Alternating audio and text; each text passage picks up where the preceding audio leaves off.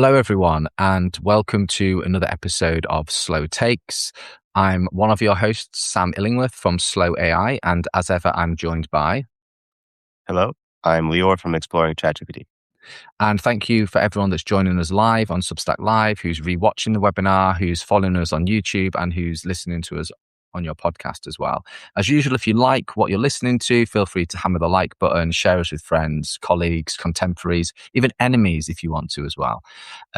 The basic premise of this show is that we meet up once a week and we try to bring you the AI news without any of the hype or without any of the BS. People that are joining us live in the chat, there's loads of people with expertise. We welcome you as ever to submit that expertise to us, to call us out if we're bringing any BS or hyperbole, and to get in touch if there's any subjects that you want us to cover either in this or future episodes as well. There's quite a lot to get into, so we'll just do it. I know, like, I'm already apologizing, right? Because I'm trying really hard every week to bring us a good AI news story, but I don't know. I couldn't find one this week. Like, I'm obviously just not looking hard enough, or my soul has just become, blackened to the extent where all I can find is doom mongering. But let's step back from that and let's try to have an at least objective take on some of these discussion points. So for me, like the biggest news story of the past week and just over is the Anthropic paper on the global workspace. Okay. So on the 6th of July, so last week, Anthropic published a research paper basically reporting, I've put this here, a small privileged region inside Claude that behaves like a workspace for deliberate thought, which it called the J space.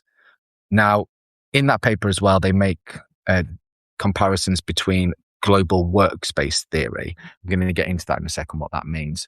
But the way this paper has been reported, and I'm making the distinction here, Leor, it's not necessarily the paper itself, it's the way in which the paper has been reported, is that this is a further example of consciousness being evident in AI models. And I'll just give like a brief explainer, then I'll pass over to Leor. And I know that Leor and I have probably different opinions on AI consciousness, so it'll be interesting to get your take on that. Basically, what this paper alludes to is that there's this space within Claude that operates about 10% of the time that it's working, that operates potentially in a similar manner to something called global workspace theory. Now, global workspace theory is one model of human consciousness that ascribes the idea that all these different thoughts and processes and ideas are going on in your head at one point. And it kind of asks you to make an analogy with the theatre. So imagine that you're kind of on stage and you're thinking about, I don't know, football, because we're talking about FIFA World Cup at the moment, right? You're thinking about football. Football then takes center stage in your consciousness, whilst all of the other actors relating to football are kind of just stood off in the wings or in the audience. So maybe like some adjacent thoughts around you playing football as a kid, or other sports that you're interested in, or opinions that you might have about a certain country. They're kind of like in the round. And then when you want to switch onto another topic, then that whole ensemble switches around the stage. That's kind of how global workspace theory works. And I want to just be upfront by saying, I'm not a psychologist or a conscious expert. I'd really recommend people following someone called Ellen Burns on Substack. She's amazing. She does great work on this exact thing. But there's lots of different theories of consciousness. We don't really, I don't think, know what consciousness is yet. This is one theory. And the paper basically says that what they did was this J space within Claude, which is, the frontier model for Anthropic. If you tell it to think about rugby, it thinks about rugby, and then you can change one key element of it around soccer, and then it will switch its modus operandi thought stream towards thinking about soccer.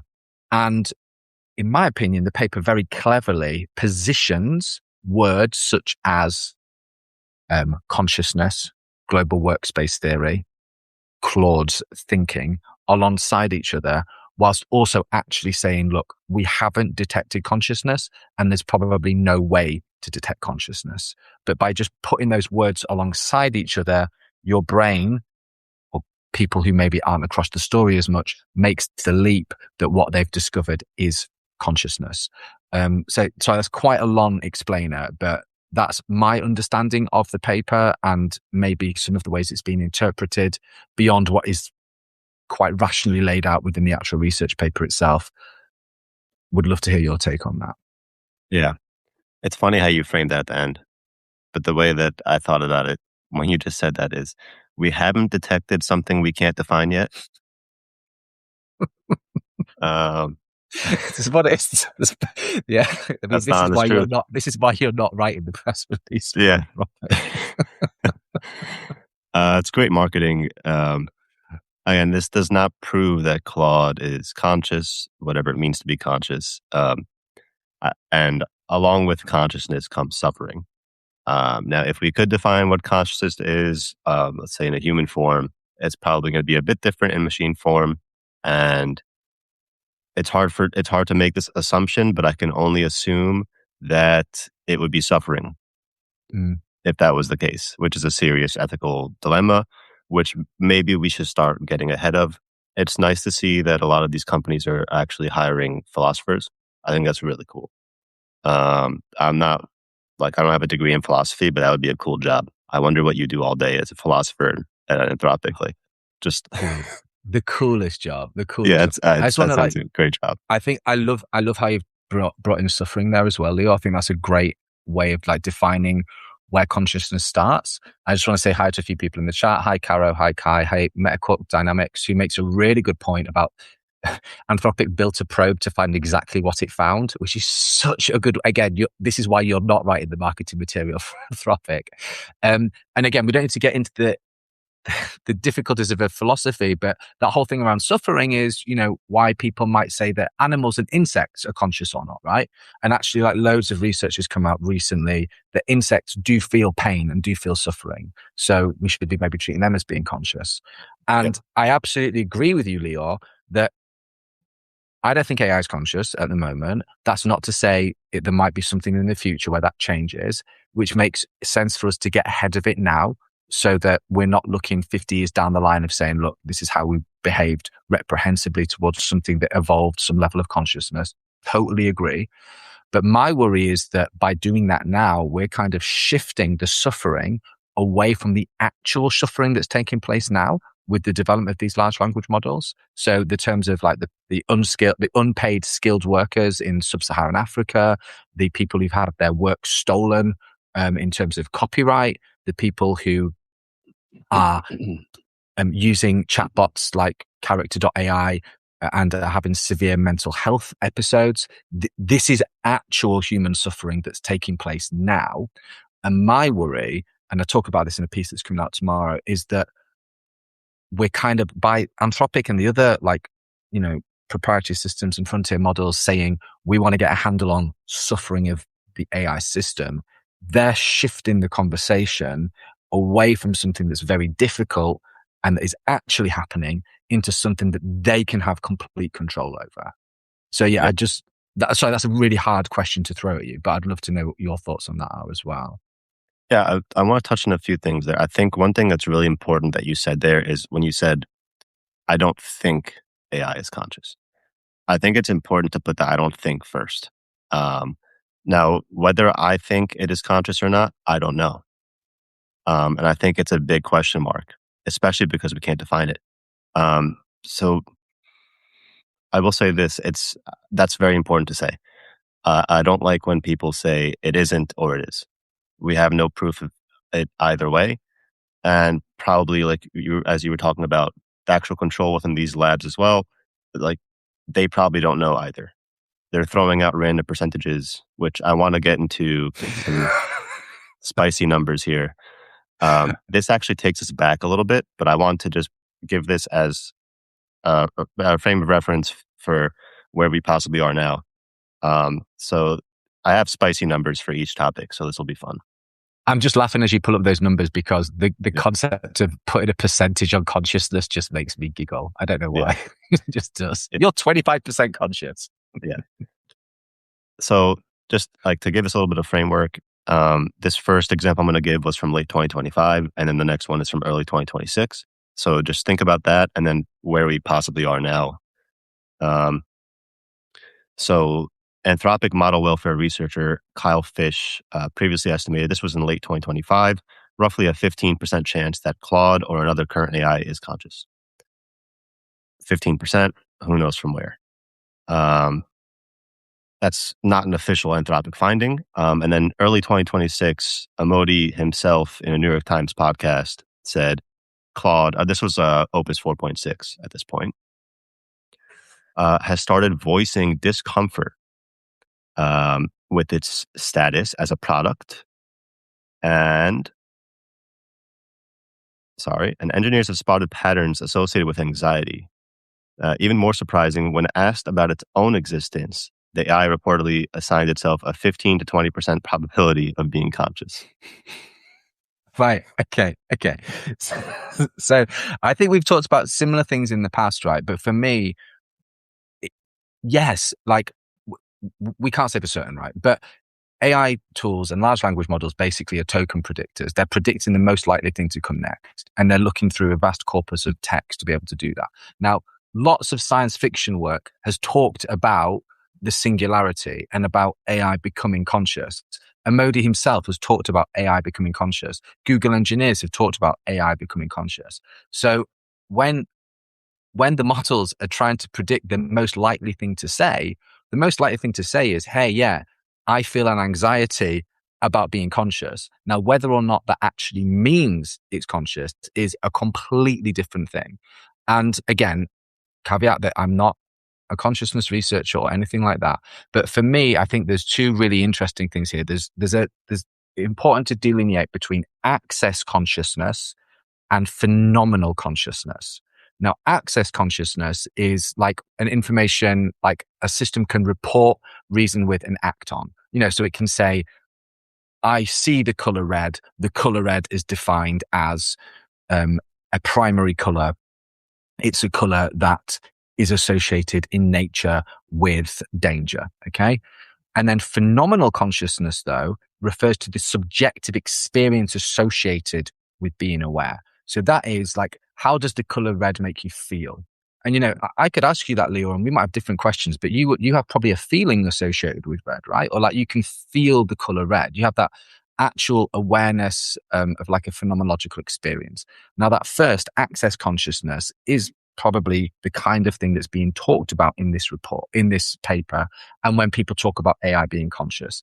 That phenomenal consciousness, I've not seen anywhere, and I am yet to see evidence of that coming forward. And I really respect that you are right here about it's nonsensical of me to make absolute AI is not conscious. All I can say is I think that given the current evidence that we have, that the current models are not conscious. And for me, that phenomenal consciousness, like, the actual lived experience of something, that needs to be passed before we can step into the realm of discussing whether a large language model, an AI tool, actually has consciousness. Yeah. It's tricky. It's just tricky. Well summarized. But I would really invite people to like read the report. Like, it's very interesting. And again, actually read the report, and I'll link to it in the accompanying post and in the show notes, rather than the press release, because the report, it hedges, it talks honestly, it's written in very scientific language, but accessible as well. Whereas the press release and then the stories around it obviously go for the key figures. So moving on to our second story then, this is, and again, it's probably no great secret that I'm mostly an Anthropic Claude user.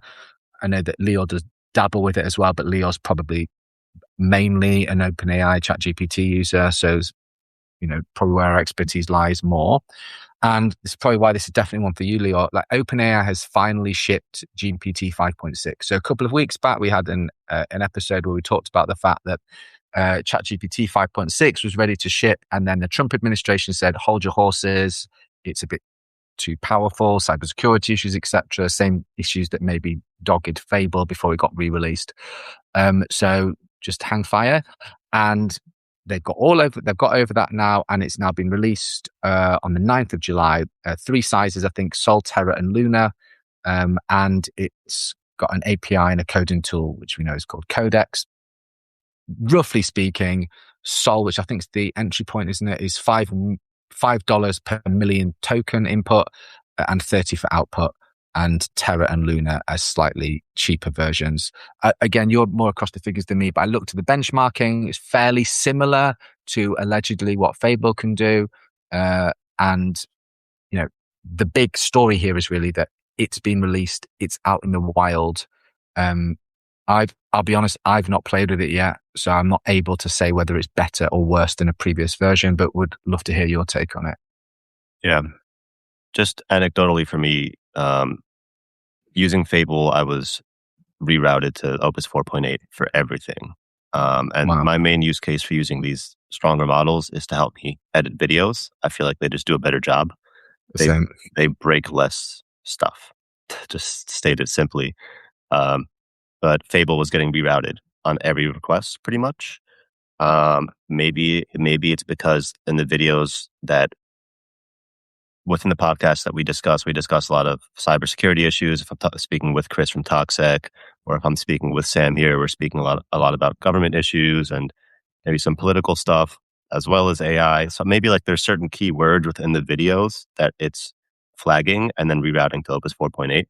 So for that reason, as soon as ChatGPT 5.6 Sol became available, I immediately tested it. I used the MCP with Descript, and Sol was just as good as Fable without getting rerouted. So Interesting. that was That you know of. that I know of. Maybe they're not as transparent about it as Claude. Like when you get rerouted with Claude, it tells you got rerouted to Opus 4.8. Even if you ask it why, it won't give you an exact reason. So yeah, there's a couple things here. One, maybe we've discussed this, or maybe I discussed with someone else. OpenAI is offering a 5% equity stake to the U.S. government. I think this has a lot to do with how this got rolled out. And actually, the White House stated that OpenAI did not legally require a formal government approval.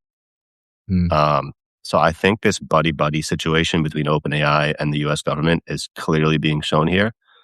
And that's why this rollout was much smoother than Fable. Now, my main take here on this whole 5.6 situation is the fact that if you have a $20 subscription with OpenAI, you can just use it. And for most use cases, you won't reach that token limit. So for that reason, me personally, I don't see myself really needing to go back to Claude. I have it there just in case. So here are just the quick numbers. The Sol is $5 input and $30 output per million tokens versus Fable at 10 and 50. So that's a big difference. Fable's basically double. And I think that's going to be a common theme here as we continue this stream about cost efficiency and how that's really going to stand out in this race. 100%. And Chad Teal, hey Chad, makes a really good point in the chat that I hadn't thought of actually, that ChatGPT 5.6 is actually helping people to continue to use Fable. So I don't know if people knew this, but Fable came back online around the 1st of July, and initially for like a 7-day period, and it keeps being extended, right? So like I'm up to like, I have like a Max Pro account up to the 19th of July now. I can continue using Fable within my normal credits. I think, as Chad said, thank you, ChatGPT 5.6, because they're not going to want to lose people like you, Leor. They're not going to want people to go, hey, I can no longer use my normal credits on Fable, so I'm going to go back to ChatGPT 5.6, right? So for me and Chad and others who are more Anthropic users, it's probably going to mean that gets extended, and they're probably going to end up with like a, basically a token war price war, as we'll come on to the next story as well. So at the moment, you're right. ChatGPT 5.6 is definitely cheaper to use. I think that will change. And I think that 5% equity story is extremely interesting. And for me, it would be very interesting. We don't need to get into it now, but what that 5% equity looks like in terms of, does that sit with the US taxpayer, or does it sit with the current administration and perhaps their wider interests? And that's something which is going to take years to unpick and is going to be very, very interesting.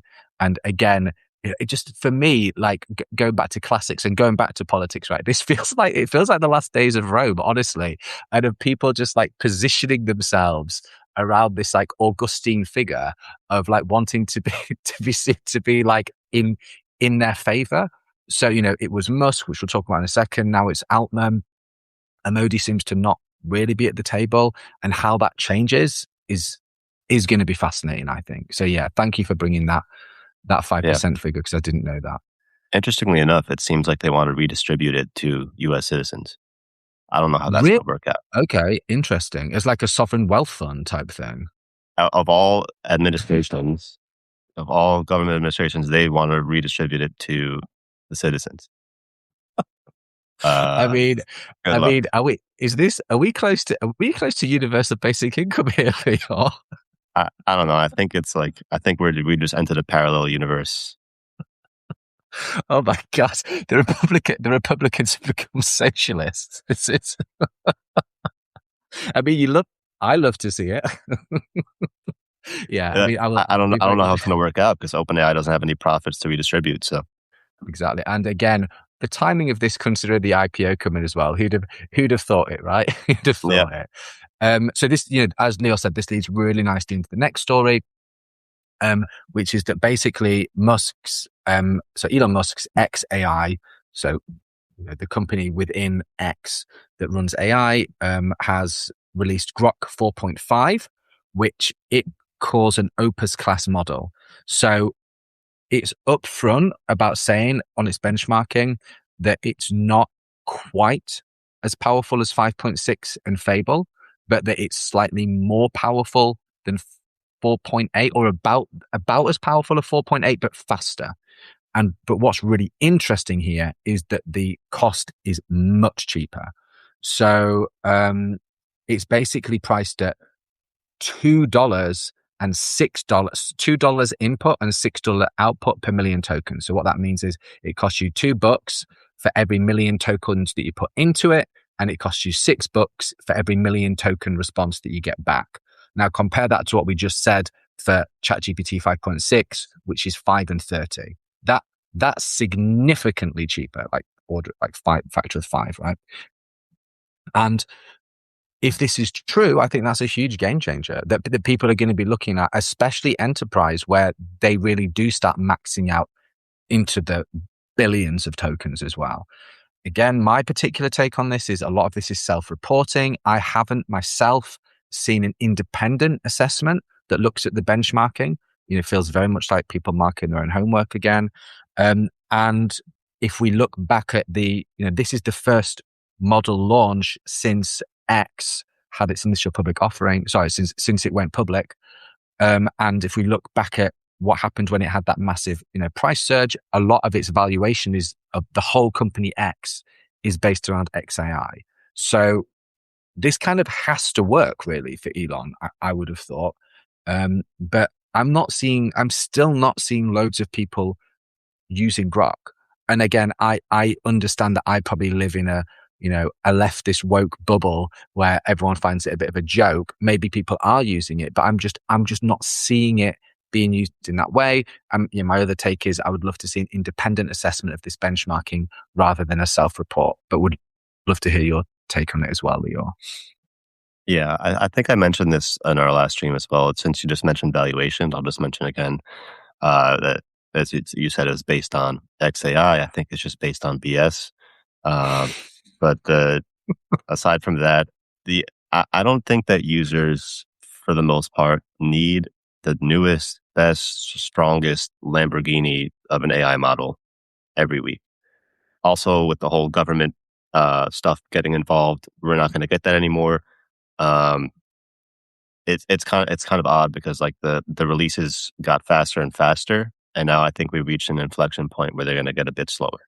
Mm-hmm. So it's going to be interesting to see. And then, yeah, just as you mentioned on the numbers, it is really a huge difference. And I think, again, it's going to be a common theme for the rest of this stream. I think like cost efficiency is just maybe slightly being overlooked. And specifically OpenAI and Anthropic are really just focusing on putting out, the next best thing and then the next best thing. Um, so you already mentioned the numbers, but it's like 80% cheaper Yeah. than GPT 5.6 Soul, which I don't know how much cheaper that would be than Fable, but obviously even cheaper than that compared to Fable. There's one other interesting thing here. So XAI is offering Grok 4.5 free for a limited time through Grok Build and Cursor, which we spoke about how Hmm. SpaceXAI acquired Cursor for $60 billion. So this is actually kind of come to fruition in terms of our prediction. I don't know if I was speaking to you as well as Chris from Toxic about this, about how we predicted that part of XAI acquiring Cursor, that there would be some incentive kind of installed into Cursor now for you to use Grok. And so this is Which there going is. to Yeah. basically make more people use Grok Mm. because it's free with Cursor. So this puts so much pricing pressure on OpenAI and Anthropic. Dude, I think we try to be really fair on this podcast, and I have lots of issues with Elon Musk, but there is stuff he knows really well, and he knows the markets. And you're absolutely right that Anthropic and ChatGPT or OpenAI seem to be focused on making this best model, this best model, this best model. There comes a point where, especially enterprise, I mean, let's focus on the B2B rather than B2C route, but especially enterprise are going to be like, if I can get something for a tenth of the cost that does what I want 98% as well as I want it, of course I'm going to do that, right? Like, of course I'm going to do that. And, we talked about this off air beforehand. Like I use Fable, but mainly for video editing. For everything else, I don't need that powerful a model. And if I could get over myself and if I trusted Grok, like I could almost certainly do everything I need in that at a 10th, a 20th of the token cost. I genuinely agree with you. And I hadn't thought about this until you said it. That's going to become huge. Like that is going to become huge in terms of companies being like, yeah, we could have this version of Fable or Mythos or whatever, but we could also have Grok that pretty much does what we want. And it costs us a 20th of the cost. So yeah, it's going to be really interesting to see how that plays out. And also, as we've talked about before, this is all wrapped up, right? Elon can probably make things cheaper because he owns a lot of the data centers and he's leasing out those data centers to Anthropic for like $18 billion a year. So what happens if he suddenly tries to increase their cost? They're going to have to increase their token cost. He can then offset that and decrease the cost of Grok. So it's all interconnected. It's all about this race. And now that we've said this, I wonder if the next race isn't going to be who can benchmark and maxing out the actual benchmarking, but actually who can drive down costs to give you what you want for the lowest possible value. And I think that's going to be really interesting to see. Yep, agreed. So moving on to another player, actually, and this is Meta. And I always just laugh about Meta, and I shouldn't, because they're obviously like a really successful company. Like Zuckerberg's a multi-billionaire, but they've invested billions of dollars in something called like the Superintelligence Lab, which is led by Alexander Wang, who's like, a bona fide genius, etc. And they released their first image generation model that was built in-house on the 7th of July called Muse Image. And basically the idea was that you'd be able to use, this is the idea, you'd be able to use it in Instagram to go onto somebody else's profile and to use their pictures to then create AI images and videos. Unsurprisingly, the world was not ready for this. And like, was it 2 days later, 3 days later, they've pulled it back because everyone's been like, what are you talking about? I don't want to use AI to get somebody else's images that they didn't consent to. And also, I don't want somebody to use my images that I didn't consent to, because there's the usual thing, Leor, of consent. You have to opt out of it. So everybody automatically, unless you had a private Instagram account, and who has a private Instagram account, you were opted in to allow other people to use their AI image generation software to get your face and your images and to make it into something. That seems insane to me. And, unsurprisingly, took a massive hit, got loads of bad press. And it just feels like another misstep in the whole AI model evolution work that's going on at Meta. But yeah, would love to hear your take on this, especially if you think Yeah. it was a good idea. No. I think at least monetarily, it was a slightly better idea than the metaverse. But to sum it up, this was basically a deep fake button. Yeah, exactly. That's exactly what it was. Yeah. A deep fake button on Instagram, rolled out, rolled back in. Um, 3 days. It was like released on Tuesday, out of there on Friday. I think Zuckerberg is just fishing. It's kind of sad to see. I think he's a really smart guy. Obviously, I think most people would agree. Um, and I think he's just lost the plot. He doesn't know what to do. I think one of the really interesting things about this is that Meta, in out of all of these companies, was really at the forefront of AI at the very 100%. beginning, and now they've just lost the plot. I think it is important to mention one thing here. It's an important distinction. So Meta did not kill the entire image model, but it removed the public account remix feature. They call it a remix feature. Because as Sam explained exactly what this was. But yeah, just to state it simply, it was a deep fake button. That's all. I mean, again, I would not tell anyone what to do on this show, but I know that Leo and I have spoken about this in the past, and we ourselves as parents would not put images of our children on social media accounts. This is one of those reasons. Like for me personally, like me and my wife made a decision we would not put images of our children on any social media account because they hadn't consented to it, and because of this. Like imagine seriously if I had put images of my children on an Instagram account that I don't really use, someone could have gone into that, taking pictures of my children, and then done pretty horrific things, and made imagery of that. So I personally, again, not telling anyone what to do, I would say this is a real wake up call to everybody to really think about what you feel comfortable with sharing in these public arenas. And if you do want to share it, make damn sure that you understand what you have opted in and opted out of. It's extremely complex. I wrote a post about this a couple of weeks ago to make sure you're across everything. And if in doubt, just do not post anything, because as Leo said, this is one of the world's largest companies has introduced a deep fake button. That's such a great way of putting it. And yeah, the mind boggles. But I would say the biggest takeaway for me is really think carefully about what you want to share about your own personal life in that space for that exact reason. Yeah, just to tag along there, I will mention something just really quickly, something that anecdotally, I won't mention who it was, but let's just say somebody that I know that was close to me, their child was on WhatsApp and they were using Muse, just like directly within WhatsApp.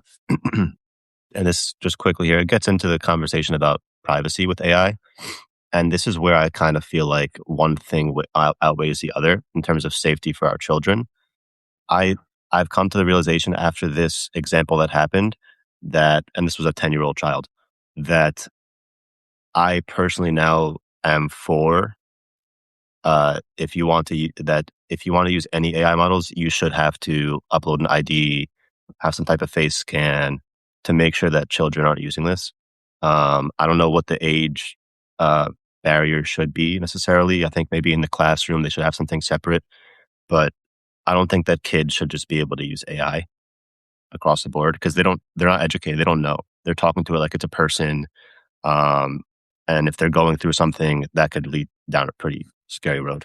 Dude, for what's worth, I'm exactly the same. And there's just not enough people that are making the decisions to say otherwise are coming at it with their adult brains that have experienced critical thinking prior to AI. Like, I barely remember what I'm like 42. I barely remember being what a teenage boy was like, but what I do remember was incredibly impulsive, like zero connection between action and consequence, right? Like zero. And I mean, we've seen it play out with social media as well. I think that I don't think kids should have social media before a certain age. I think that's not a let off for companies. I think companies should also have guardrails in place, by the way. I think I would agree with you. I think that there should be some kind of way of identifying whether someone's old enough to use AI for exactly the reasons that you say, as well as having guardrails and harnesses in place, so that we put the onus on the companies in that way. But yeah, it's a really tricky debate. But for me, just a further reminder, this whole, like, the scandal around, Muse, that your stuff, when it's out there, it's out there. And just, you need to be aware what you're putting out there, and you need to have personal responsibility to that as well. So moving on to our final story then. And, we've talked a lot about how Claude and Grok and Muse and ChatGPT are kind of like dominating headlines at the moment. But it was a really interesting CNBC investigation which found that Chinese AI models now account for between 30 and 46% of the enterprise tokens flowing through OpenRouter, which is a major US developer platform. That's up from 11% last year. So DeepSeek alone is the largest vendor on the platform, then Alibaba Quen's second. And again, comes back to what we were talking about earlier, Leor, it's cost. Open Chinese models run at 60 to 90% cheaper. So, I mean, we would say that the numbers are actually staggering. So we were saying that Grok was incredibly cheap at $2 per million token input. This is saying that DeepSeek version 4, Flash version 4, is 14 cents per million input tokens. 14 cents. So what's that, like 2 orders of magnitude cheaper than Fable? And again, these people in the enterprise have probably been like, do you know what? DeepSeek version 4 Flash can pretty much do exactly what I need it to do. I don't need Fable. So again, one of the stories that seems quite like shocking at first, but then when you look into the numbers, you're like, yeah, this makes total sense. And I know me and you have talked in the past about how, America, wants to make sure it's ahead in the AI race, like especially against China, and actually be really interesting if the thing that drives that decision is market price, and that looks like is exactly what's going to happen. Yeah. So apparently America is winning the AI race, except for within the invoices of American companies. That's the reality. This is where cost comes into play. I'll mention one thing before I get into hearts and minds. It's within the hearts and minds. That's what matters. Pockets. So shout out to Chris from Toxic, TOX, SEC. He mentioned this topic to me. I think it relates to this exactly here. So there's a Chinese tech giant called Meituan, and they basically secretly released a model called Owl Alpha, if I'm correct about the name, which a bunch of American companies were using. They didn't know it was a Chinese company.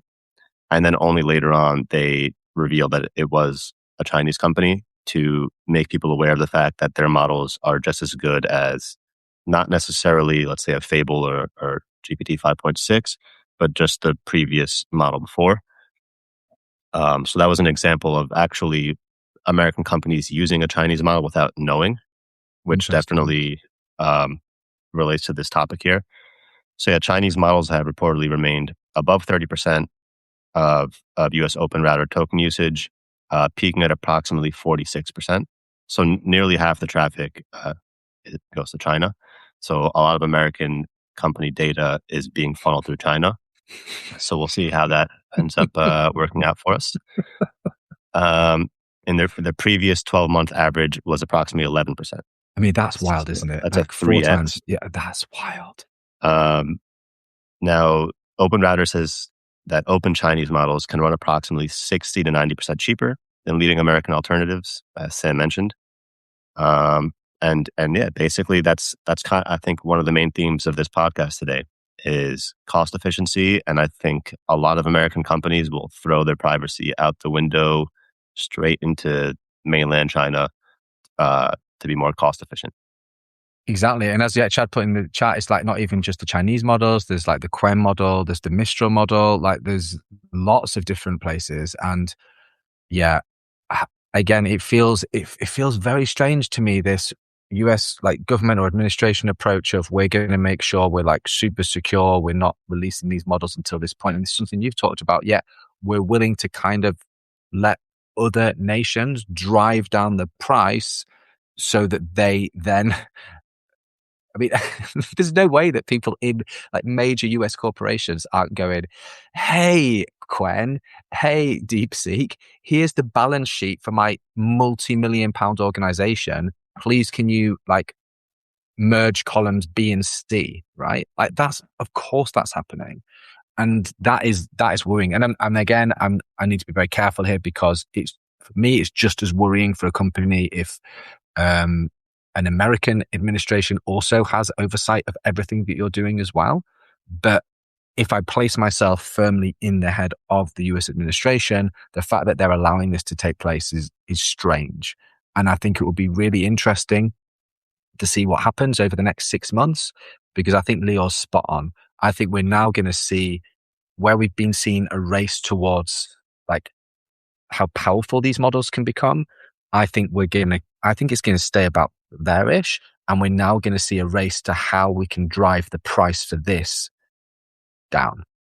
And that will be who ends up winning the AI race, right?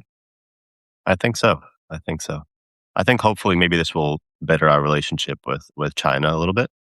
I don't necessarily agree with everything that they're doing politically, obviously, but yeah, hopefully we can become better friends. I mean, the irony of AI driving us together to be better friends is not lost on me. Cool. Right. Well, thanks very much, everyone, for listening and tuning into this live Slow Takes. We also have a YouTube channel, which Leor's going to throw into the chat and which Leor does an amazing job of putting together. There'll be a accompanying post coming out in a couple of hours on Substack, and also you'll probably listen to this on a podcast. Thanks very much. Please do feel free to share us just with everyone across various platforms. Thanks everyone for tuning in. Like again, well over 100 of you, some great comments in the chat. Really appreciate your expertise. And thank you, Leor, for all the work that you put into these shows. Really appreciate it, man. And we'll see you all same time, same place next week. Thanks, Sam. Thanks. Stay safe. Go slow.